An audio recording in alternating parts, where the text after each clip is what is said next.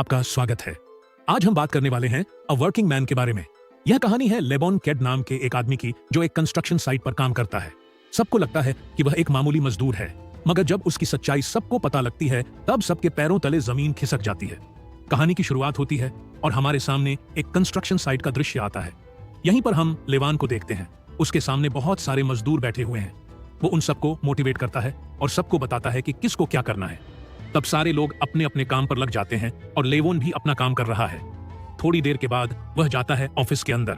तब हम देखते हैं जो और कार्ला को। यही लोग इस साइट के मालिक हैं। इन्हें गार्सिया फैमिली के नाम से जाना जाता है। यहीं पर जो की बेटी भी होती है जिसका नाम है जेनी। जेनी अपने पिता से बात करती है और बताती है कि उसने अपना पहला सेमेस्टर पास कर लिया, जिसके लिए वह बहुत ही ज्यादा खुश है और इस खुशी में वह एक बहुत ही बड़ा पार्टी देना चाहती है अपने पूरे क्लासमेट्स को, जिसमें खर्चा बहुत आएगा। यह बहुत ज्यादा पैसे हैं।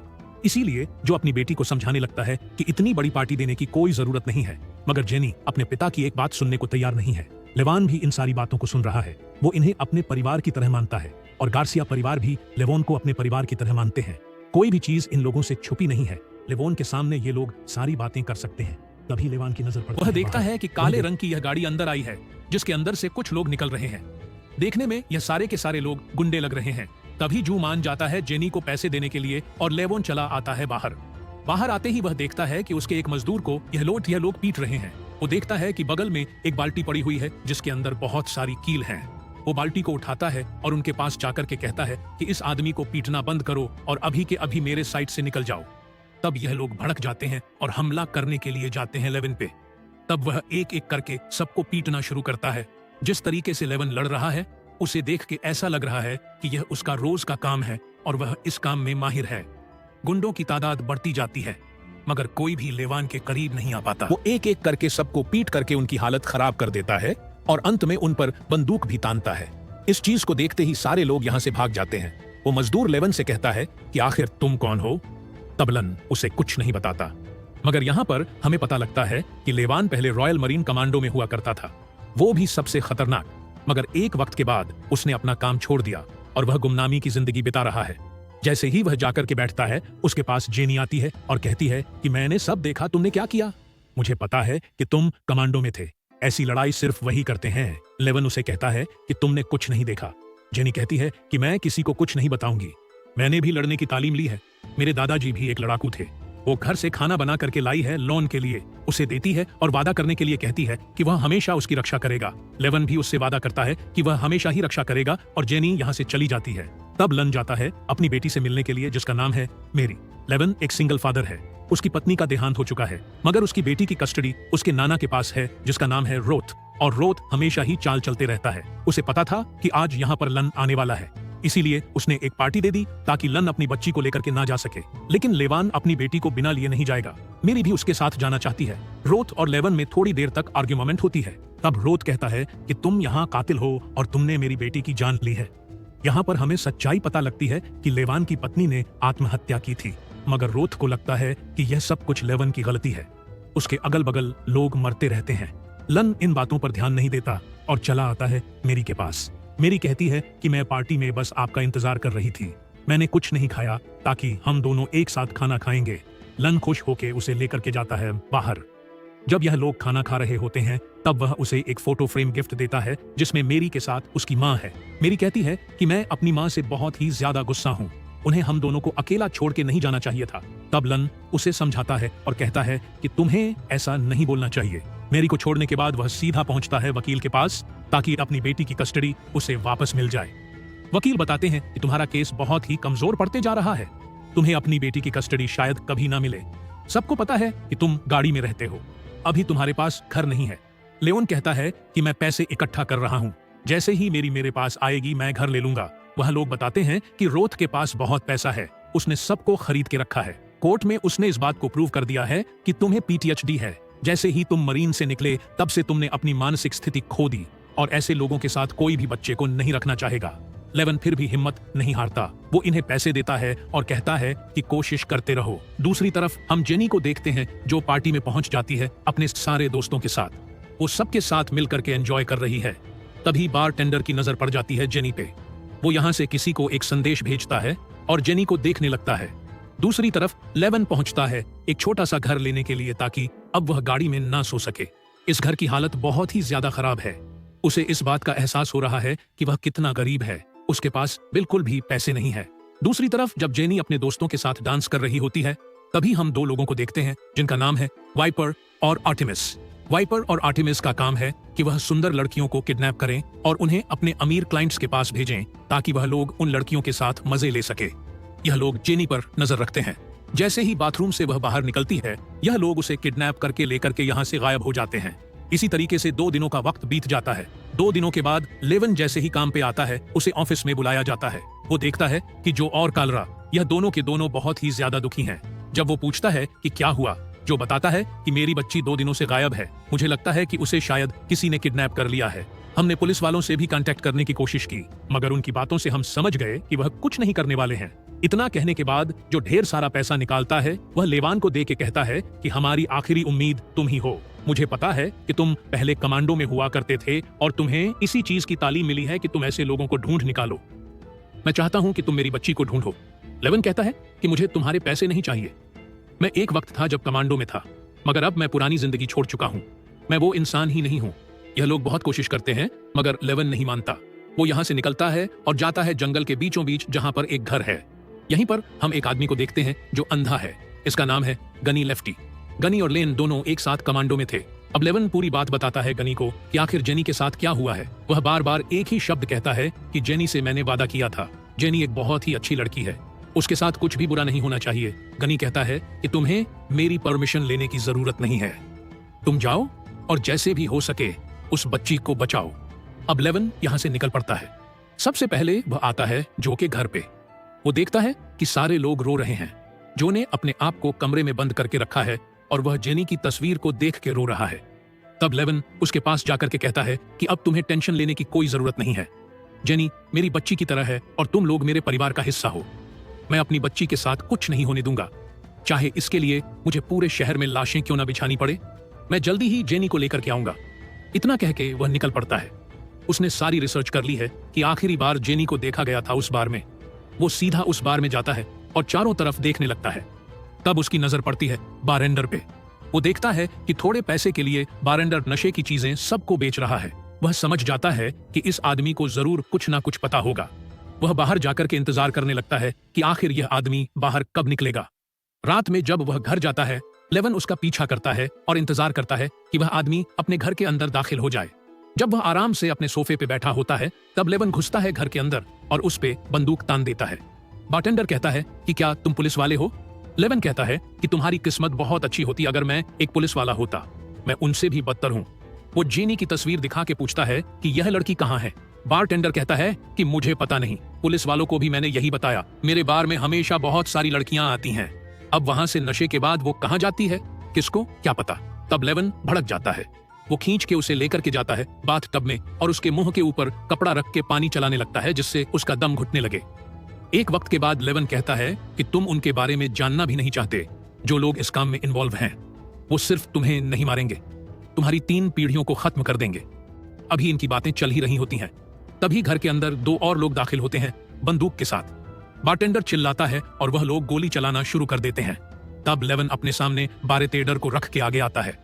सबसे पहले मौत होती है बारटेंडर की। फिर लेवन एक एक करके इन दोनों को मार देता है और मारने के बाद उनके पैसे लेकर के चला आता है चिस्पा है बाहर। अब वो इंतजार कर रहा है कि इनका बॉस आए। सुबह सुबह इनका बॉस आता है जिसका नाम है ओलो।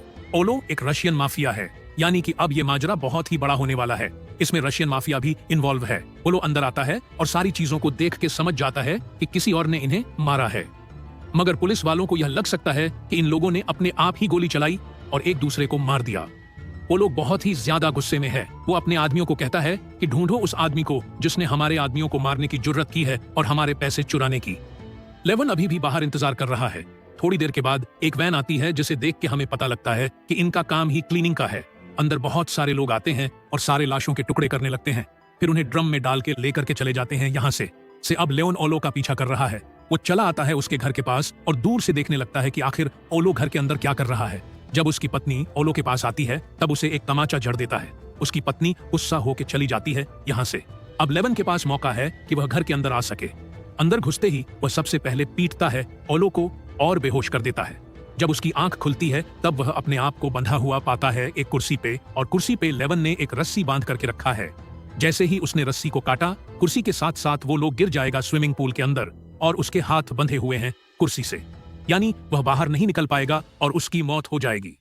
वो लोग उससे कहता है कि आखिर तुम कौन हो? मुझे लगता है कि तुम वही चोर हो जिसने मेरे पैसे चुरा है। तब लेवन सारे पैसों को फेंक देता है पानी में। वो कहता है कि मुझे तुम्हारे पैसों में कोई रुचि नहीं है और मैं कोई चोर नहीं हूँ। मुझे यह बताओ कि यह लड़की कौन है? लड़की का नाम सुनने के बाद ओलो गालियां देना शुरू कर देता है रशियन में, और वह बार बार डिमी का नाम लेता है। फिर वह लेन को कहता है कि तुम्हें पता भी नहीं है कि तुमने एक मामूली लड़की के लिए किससे पंगा लिया है। अब तुम्हारे साथ साथ कई पीढ़ियां खत्म हो जाएंगी। लेवन उसकी बातों को नहीं सुनता और रस्सी काट देता है। तब वो लोग की मौत हो जाती है पानी में गिर के। उसके मौत के बाद आता है उसका बड़ा भाई यहाँ पर, जिसका नाम है साइमन। साइमन ही चलाता है पूरे ऑर्गेनाइजेशन को। अपने भाई के मौत से वो बहुत ही ज्यादा दुखी है। साइमन के 2 बेटे हैं। वो उन्हें कहता है कि जिसने भी यह किया है मुझे उसकी लाश चाहिए। वो दोनों निकल पड़ते हैं लेवोन को ढूंढने के लिए। दूसरी तरफ हम लेवोन को देखते हैं। उसके पास अब एक ही लीड है और वो है डिमी। वो सीधा कॉल करता है डीए में अपने एक साथी को और उससे पूछता है डिमी के बारे में। वो कहता है कि मैं तुम्हें डायरेक्टली उसके बारे में नहीं बता सका, मगर तुम्हें जानकारी एक ही जगह मिलेगी। वो उसे एक बार का एड्रेस देता है। लेवन पहुंच जाता है वहां पे। तभी हम आर्टेमिस को देखते हैं जो बार में आए हुए सारे लोगों को देख रही है। जब वह लन की बॉडी को स्कैन करती है, उसे पता लगता है कि उसके पास बंदूक है। वह अपने आदमी डॉगी को भेजती है और कहती है कि ये आदमी पुलिस वाला हो सकता है। डॉगी जब उसके पास जाता है तब लन ढेर सारा पैसा दिखा के कहता है कि मुझे तुम्हारे बॉस से मिलना है। डॉगी सीधा उसे लेकर के आता है अपने बॉस डच के पास। डच कहता है कि मैं ऐसे एरे गरे लोगों से नहीं मिलता। वो अपने आदमियों को बुला लेता है अंदर, क्योंकि बंदूक लेकर के आया था लेन। तब लेन एक एक करके पीटना शुरू करता है सबको। उसने सबकी हड्डी पसली एक कर दी है। डच अंत में उसे रोक देता है क्योंकि उसने उसके हाथ का टैटू देख लिया है। डच भी कभी आर्मी में हुआ करता था। वह समझ जाता है कि कोई आम आदमी नहीं है। लेवन वो उसे कहता है कि आखिर तुम क्या चाहते हो? लेवन कहता है कि मुझे भी बिजनेस करना है। डच उसे कहता है कि अगले दिन तुम मुझे आकर के ब्रेकफास्ट में मिलो।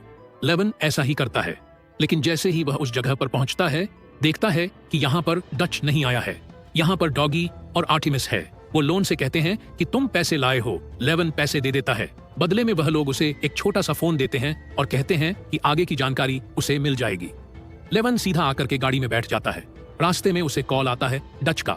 डच कहता है कि तुम्हारे सीट के नीचे माल है, तुम इसे बेच करके पैसे कमा सकते हो, पर अगर तुम्हें बड़ा बिजनेस करना है तो अपने लिए अच्छा सूट खरीदो। शाम को मैं तुम्हें किसी से मिलवाने वाला हूँ। लेन समझ जाता है कि उसका काम बन रहा है। वो सीट के नीचे से वह नशीली चीज निकालता है और फेंक देता है पानी में। दूसरी तरफ हम देखते हैं वाइपर को, जो जेनी को लेकर के जाता है अपने क्लाइंट के पास। यह क्लाइंट मासूम लड़कियों का बलात्कार करता है, वह भी बेहोशी की हालत में। जब वो लोग बाहर होते हैं तभी वो क्लाइंट आता है बाहर, जिसके चेहरे को काट लिया है जेनी ने। वो इन्हें कहता है कि वो लड़की बेहोश होनी चाहिए थी, लेकिन जैसे ही मैंने बैग खोला मुझे पता लगा कि वो होश में है और उसने मुझे काट लिया। और वाइपर और आर्टेमिस पकड़ने के लिए जाते हैं जेनी को। दूसरी तरफ हम देखते हैं कि बढ़िया सूट बूट पहन करके लेन पहुंच चुका है डच के पास। डच उसे मिलवाता है डिमी से, यानी लेन का मकसद पूरा हो गया। वो डिमी तक ही पहुंचना चाहता था। डिमी पहले आईडी कार्ड मांगता है लेवन के और उसकी फोटो भी अपने पास रख लेता है। बदले में यह लोग उसे देते हैं बहुत सारी नशीली चीजें, मगर लेवन सारी चीजों को ले जाकर के बाथरूम में फ्लश कर देता है। वो उन्हें लेकर के बाहर भी नहीं जाना चाहता। वो घर आता है और बाहर की सारी फोटोज को देखने लगता है। तभी फोटोज में उसे नजर आता है वाइपर। वो हर एक फोटो में जेनी पर नजर रखे हुए हैं। वाइपर के बारे में उसे पता लगता है कि वाइपर उसे उसी क्लब में मिलेगा जहां पर डच रहता है। वह चला जाता है नजर रखने के लिए। वो वाइपर के आने का इंतजार कर रहा है, लेकिन आर्टेमिस हर एक चीज पर नजर रखती है। वो देख लेती है कि यहीं पर लेन है। उसे पता लग जाता है कि लेवन इनकी जासूसी कर रहा है। वो अपने सारे आदमियों को अलर्ट करके कहती है कि जितनी जल्दी हो सके इस आदमी को मार गिराओ। लेवन भी इस चीज को समझ जाता है और भागने लगता है एक मोटरसाइकिल से, और बाकी लोग उसका पीछा कर रहे हैं। वो भागते जाता है और वह लोग उस पर गोलियां चलाते रहते हैं। एक वक्त के बाद लेन की गाड़ी का एक्सीडेंट होता है, वो भी पुलिस की कार से। वो गिर जाता है नीचे। तभी उसके पास लेडी पुलिस आती है। तब हमें पता लगता है कि यह मिली हुई है गुंडों से। साइमन के बेटे आकर के पैसे देते हैं और लेवन को अपने वैन में लेकर के जाने लगते हैं, मगर जैसे ही लोन को होश आता है वह टूट पड़ता है इन दोनों पे। बार बार वह दोनों उसे मारने की कोशिश कर रहे हैं, मगर वह उसे संभाल नहीं पा रहे। वह एक एक करके पीटने लगता है सबको। अंत में वो इन दोनों को मारता है, उसके साथ साथ ड्राइवर को भी मार देता है। तब गाड़ी का हो जाता है एक्सीडेंट। लेवन निकलता है बाहर और इस वैन को धकेल देता है पानी में। लेवन ने साइमन के दोनों बेटों को मार दिया और साइमन के भाई को भी। जैसे ही साइमन अपने बच्चों की लाश देखता है, वह अंदर से टूट जाता है और सबको कहता है कि अब मैं किसी भी कीमत पर लन को नहीं छोड़ूंगा, उसे ऐसी मौत मारूंगा कि वह पूरी जिंदगी याद रखेगा। दूसरी तरफ डिमी बुलाता है वाइपर और आर्टेमिस को और वाइपर को पीटना शुरू कर देता है। वह कहता है कि जिस क्लाइंट के चेहरे पर उस लड़की ने काटा वह हमारा सबसे बेहतरीन क्लाइंट है, उसके साथ यह नहीं होना चाहिए था। तुम लोग अपना काम अच्छे से नहीं कर रहे हो, अब जाओ और जाकर के उस लड़की को मार दो। दूसरी तरफ हम साइमन को देखते हैं जो हाई टेबल वालों से मिलता है और बताता है कि एक आदमी ने मेरे भाई को मार दिया और मेरे 2 बच्चों को भी मार दिया, वह हमारे पूरे सिंडिकेट की बेइज्जती कर रहा है। तब हाई टेबल वाला आदमी कहता है कि तुम इसकी चिंता मत करो, मैं अपने 2 आदमियों को भेज रहा हूं, वो लोग उसे देख लेंगे। उस आदमी के बारे में डिमी को पता होगा। साइमन पहुंच जाता है डिमी के पास इन सब को लेकर के। पहले ये लोग डिमी को पीटते हैं, तब साइमन डिमी को बताता है कि तुम्हारे पिता को मार दिया उस आदमी ने। यहाँ पर हमें पता लगता है कि डिमी ओलो का बेटा है, मगर अपने पिता के मौत से डिमी जरा सा भी दुखी नहीं है। साइमन उसे लन का फोटो दिखाता है। डिमी कहता है कि मैं इसे जानता हूँ। वो उसके आईडी कार्ड की फोटो दिखा देता है साइमन को। तब साइमन डिमी को कहता है कि वह तुम्हारा शिकार करने आने वाला है। उसने हर तरफ सिर्फ और सिर्फ लाशें बिछाई हैं। यह लोग जाते ही लग जाते हैं अपने काम पे और थोड़े वक्त के बाद इन्हें पता लग जाता है लेवन के बारे में और लेवन के ससुर के बारे में भी। वो लोग रोथ के घर पे जाकर के हमला कर देते हैं। तभी लेवन के पास कॉल आता है कि आज मेरी को स्कूल से लेने के लिए कोई नहीं आया। लेवन वहां पहुंचता है और मेरी को कहता है कि कुछ तो गड़बड़ होने वाला है, अगर रोथ तुम्हारे पास नहीं आया यानी कुछ गड़बड़ है। जैसे ही यह लोग घर पहुंचते हैं, लेवन देखता है कि पूरे घर में आग लगी हुई है। वो आग लगे हुए घर के अंदर चला जाता है और रोथ को बचा करके लाता है बाहर। तब रोथ कहता है कि यह सब कुछ तुम्हारी वजह से हो रहा है, वो लोग तुम्हें ढूंढते हुए आए थे। तभी मेरी कहती है कि इनकी ही वजह से आप अभी जिंदा है, वरना आप अंदर मर चुके होते। तब रूथ शांत हो जाता है। अब लेवन जानता है कि यह लड़ाई बढ़ने वाली है और मेरी को सुरक्षित रखना बहुत जरूरी है। वह मेरी को लेकर के जाता है गनी के पास और उससे कहता है कि अब मैं सारी चीजों को खत्म करना चाहता हूँ। गनी समझ जाता है। वो लेकर के जाता है उसे एक कमरे में जिसमें सबसे ज्यादा आधुनिक हथियार रखे हुए हैं। अब लेवन अपने लिए हथियारों को इकट्ठा करके जाने लगता है। तब मेरी उससे कहती है कि मैं आपको खोना नहीं चाहती। लेवन इस चीज को देखने के बाद अपना बैच मैरी को देता है और कहता है कि मैं जल्दी ही वापस आऊंगा। वो निकल पड़ता है सबका शिकार करने के लिए। दूसरी तरफ हम वाइपर और आर्टेमिस को देखते हैं जो जेनी को मारने वाले हैं। तभी जेनी इन पे हमला कर देती है और इनकी गाड़ी का क्रैश हो जाता है। क्रैश का फायदा उठा के वह भागने लगती है। बहुत देर भागने के बाद वह आती है रोड पे। तब उसे नजर आती है पुलिस वालों की गाड़ी, जिन्हें वह पूरी बात बताती है। तब वह उसे यहाँ से लेकर के जाने लगते हैं, मगर थोड़ी देर के बाद जेनी को एहसास होता है कि यह लोग उसे वाइपर के पास लेकर के आ गए। यह वही पुलिस वाले हैं जो पहले से ही उनके साथ मिले हुए थे। अब वाइपर और आर्टेमिस ले जाकर के जेनी को पटक देते हैं पानी में, मगर वह गोली चलाते उससे पहले दोबारा उसी क्लाइंट का कॉल आ जाता है और वह वाइपर को कहता है कि मैं तुम्हें 1 करोड़ दूंगा, मुझे दोबारा वो लड़की चाहिए। वाइपर खुश हो जाता है। दूसरी तरफ हम लन को देखते हैं जो डिमी के अड्डे पे पहुंच चुका है। एक एक करके वह सबको मारते जा रहा है। लोग आते जाते हैं और वह सबको मारते जाता है। जैसे वह डिमी के पास पहुंचता है, डिमी एक लड़की के सर पर बंदूक तान देता है ताकि लन आगे ना आ सके। तभी लेवन गोली मारता है सीधा डिमी के हाथ पे। फिर उस लड़की को कहता है कि यहाँ पर जितने भी पैसे पड़े हैं इन सबको लो और जाकर के नई जिंदगी की शुरुआत करो। अब वह डिमी को कहता है कि मुझे वाइपर के अड्डे पे लेकर के चलो। यह लोग गाड़ी से आने लगते हैं यहाँ पर। अब यह लोग आ चुके हैं अड्डे के पास। लेन बाहर निकालता है डिमी को। डिमी को पता है कि वह मरने वाला है। वो आखिरी बार उससे पूछता है कि तुम ये सब क्यों करते हो। डिमी कहता है कि अगर मैं नहीं करूंगा तो कोई और करेगा। मेरे ना करने से बुरे काम कभी बंद नहीं होने वाले, या तो मैं खुद करूं या तो फिर मेरे साथ ऐसा होगा। इन बातों को सुनने के बाद लेवन काम तमाम कर देता है डिमी का। फिर आने लगता है अंदर की तरफ। दूसरी तरफ हम देखते हैं कि वो क्लाइंट आ चुका है और वाइपर ने जेनी के हाथ को बांध दिया है। वो क्लाइंट यहाँ पर टॉर्चर करने के लिए आया है जेनी को। वो एक एक करके टूल्स को बाहर निकालने लगता है, मगर वो जेनी के साथ कुछ भी कर पाता। उससे पहले लेवन अंदर घुस जाता है और एक एक करके मारना शुरू कर देता है सबको। एक वक्त के बाद सबको मार करके वह चला आता है नीचे। जैसे ही दरवाजा खुलता है, लेवन देखता है कि क्लाइंट उसके सामने है। तब वह एक ही झटके में उसका काम तमाम कर देता है। क्लाइंट की अब मौत हो चुकी है। तभी वाइपर गोलियां चलाने लगता है यहाँ पर लन पे। लन और वाइपर के बीच लड़ाई हो रही है। इस चीज को देखने के बाद आर्टेमिस पर हमला कर देती है जेनी। उसके हाथ बंधे हुए हैं, मगर उसने अपने पैरों से जकड़ करके रखा है आर्टेमिस को। एक वक्त के बाद वाइपर की गोलियां खत्म हो जाती हैं। तब लेवन टूट पड़ता है उस पे। एक तरफ लेवन वाइपर को मार रहा है और दूसरी तरफ जेनी गला तोड़ करके मार देती है आर्टेमिस को। बहुत देर पीटने के बाद लयन वाइपर को भी मार देता है। फिर वह आजाद करवाता है जेनी को और यह लोग बाहर आने लगते हैं, मगर इन्हें पता नहीं है कि हाई टेबल वालों ने 2 और लोगों को भेजा है जो यहाँ पर आ चुके हैं। तभी पुलिस वालों की गाड़ी यहाँ पर आती है। इन्हें पता नहीं है कि पुलिस वाले इनके साथ ही मिले हुए हैं। वह पुलिस वालों को गोलियों से छल्ली करके मार देते हैं। तभी उनकी नजर पड़ती है लेवन पे। वो इन पर भी अंधाधुंध गोलियां चला रहे हैं। उन्हें पता नहीं है कि लेवन के पास एक हाईटेक बंदूक है जिसका इस्तेमाल करके वह पहले आदमी को मारता है, फिर एक हैंड ग्रेनेड फेंक देता है दूसरे आदमी के पास। अब इन दोनों का भी काम तमाम हो चुका है। लगभग सबका लेवन ने काम खत्म कर दिया। वो जेनी को बाहर लेकर के आता है और एक मोटरसाइकिल से यह लोग यहाँ से निकल जाते हैं। इनको जाते हुए साइमन देख रहा है। वो तुरंत कॉल करता है हाई टेबल पे और उन्हें यह पूरी बात बताता है कि आखिर क्या हुआ। हाई टेबल वाले लोग कहते हैं कि वह आदमी एक राक्षस है, मगर उसके इरादे नेक थे। उसकी दुश्मनी सिर्फ उन लोगों से थी जिन लोगों ने उस लड़की को बंधक बना करके रखा था। अब वह लड़की उसके पास चली गई। वह किसी को नहीं मारेगा और यह कहानी यहीं पर खत्म होती है। साइमन कहता है कि और मेरे बदले का क्या? वो आदमी कहता है कि तुम्हारे बदले से टेबल को कोई लेना देना नहीं है, अब से तुम अकेले हो। साइमन फोन काटता है और गुस्से में चिल्लाता है। दूसरी तरफ लेवन लेकर के जेनी को पहुंचता है उसके घर पे। उसे देखने के बाद उसके सारे परिवार वाले भावुक हो जाते हैं और सब शुक्रिया अदा करते हैं लन का। तब लेवन आता है अपनी बच्ची के पास जो कि गनी के घर में है। अपने पिता को देखने के बाद मेरी बहुत ही ज्यादा खुश है। यह सारे लोग एक साथ लंच करते हैं और यह फिल्म यहीं पर खत्म हो जाती है। तो दोस्तों, हमारी आज की यह वीडियो यहीं पर खत्म होती है। अगर आपको हमारी यह वीडियो पसंद आई हो तो इसे लाइक करें, शेयर करें और चैनल को सब्सक्राइब करें। Thank you.